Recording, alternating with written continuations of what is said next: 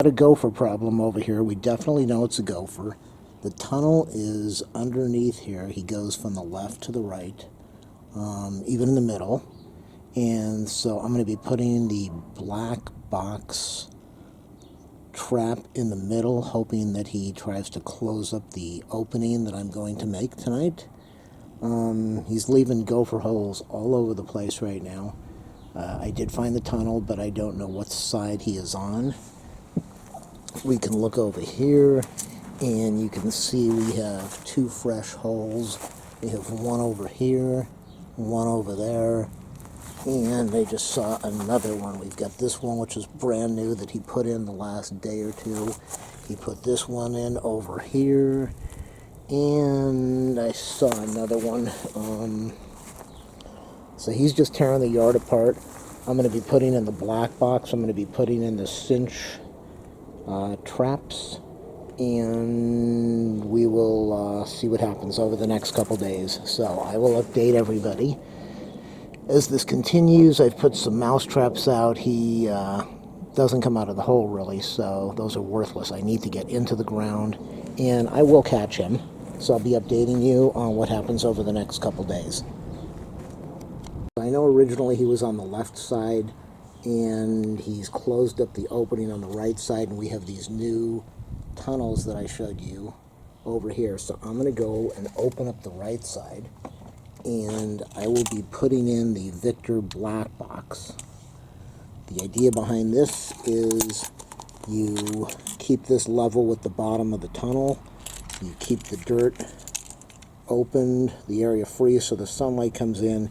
He's not going to like the sunlight. He's going to crawl all the way through here to the end where the opening is to block the sunlight, and that's when he will get killed. For the openings over here, we have two fresh openings, so I am just going to put the cinch traps in there. I don't really like them, but we'll see how they work. Assuming that he is inside this area of the tunnel, so what I'm going to do is I'm going to activate the Victor black box trap. I've dug all the way down so the ground is perfectly level, and when he wants to come out, he's going to have to go into that trap, and hopefully it will spring. He's probably going to come out in the morning to try to close up this opening, and that's what I'm looking for.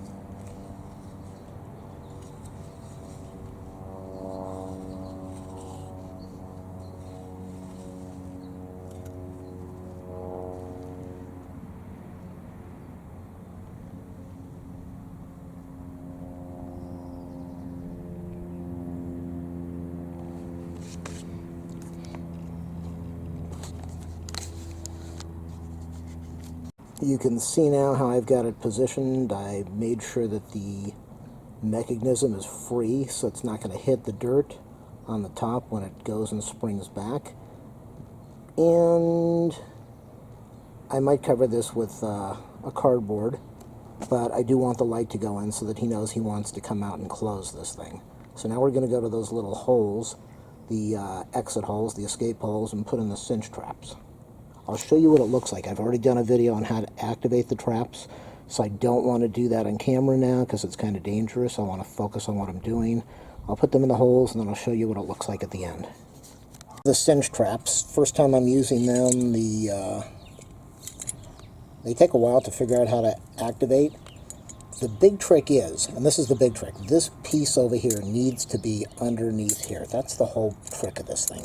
This piece needs to be underneath this bar. And so everything you're going to do is meant to get that underneath the bar. So what you do is you put your thumb behind this, whatever this piece is. You put your thumb behind here, and you will press down. It takes a little bit of pressure with your hands.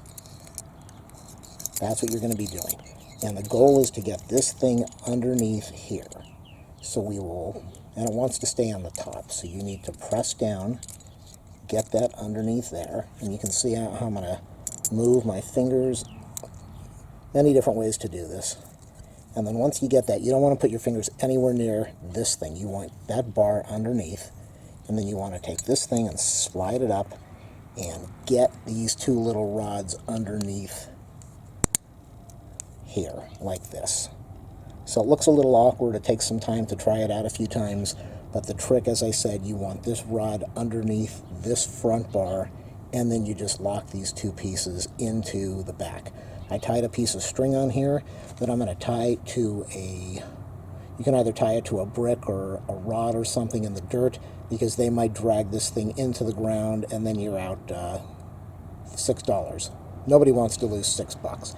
So I'm going to put this in the hole, and then I'm going to show you what it looks like afterwards.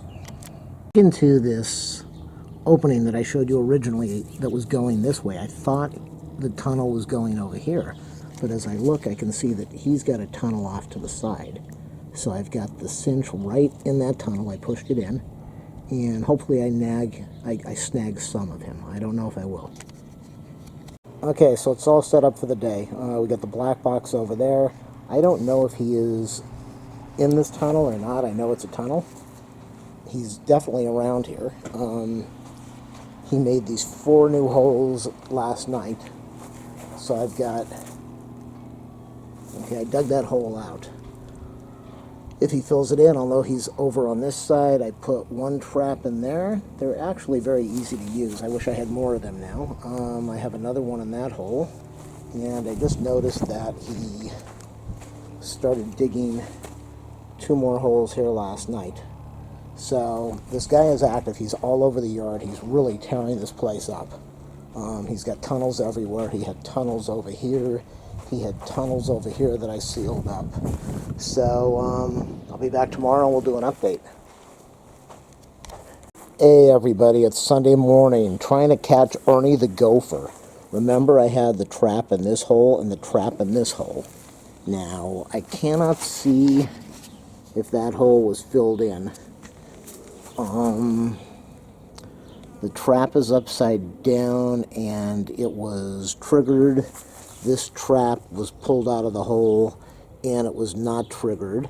And the whole thing is, I don't know. I can't tell. It looks like that might have been filled in. The thing is, I can't say that this was done by the gopher. This could have been pulled out by the raccoon that covers this area at nighttime. This big hole over here, can't really tell if it was filled in. And now we're going to go over to where I put the box. That hole was filled in. Let me try to get a better view. That hole was filled in, and the box was pushed out. So the question is, was the box pushed out by the raccoon? Was it pushed out by the gopher?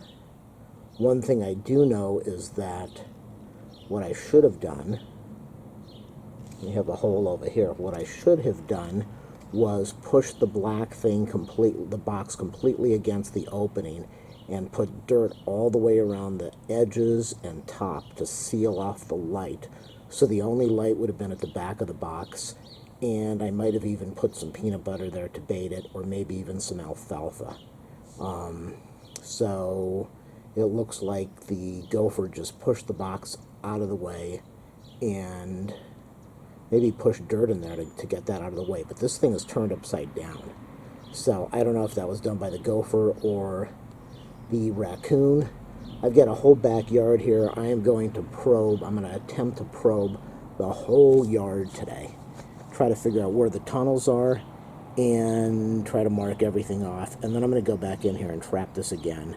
And we will catch Ernie the Gopher. Try to say that fast. Ernie the Gopher. And I will update you, maybe showing you what I've done, or maybe just showing you the results tomorrow.